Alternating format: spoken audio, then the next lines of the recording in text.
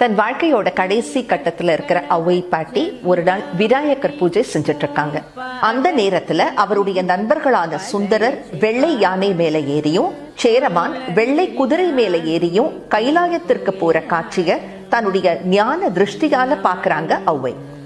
தனக்கும் சிவ தரிசனம் உடனே கிடைக்கணுங்கிற ஆசையில வேக வேகமாக விநாயகர் பூஜையை செய்யறாங்க. திடுக்கிட்டு போற விநாயகர், அவ்வையே, என்னுடைய பூஜையை ஏன் இவ்வளவு வேக வேகமாக பண்ற? பதட்டப்படாம நிதானமா ஆழ்ந்த தியான நிலையில இருந்து செய், நான் உன்னை கைலாயத்துல கொண்டு போய் சேர்க்கிறேன்னு சொல்றாரு. அந்த க்ஷணத்துல ஔவையார் பாடிய பாடல் தான் விநாயகர் அகவல். விநாயகருடைய சிறப்புகளை வர்ணிக்கிற மாதிரி இந்த பாட்டு ஆரம்பமாகும். ஆனா அமைதியின் சக்தியை உணர்த்தி மாயா பிறவியை அறுக்கும் குண்டலினி ஆற்றலை தெரிவிக்கும் ஒரு கவிதை இதுங்கிறத கவனிச்சு கேட்டாலோ சொன்னாலோ புரிஞ்சுக்கலாம்.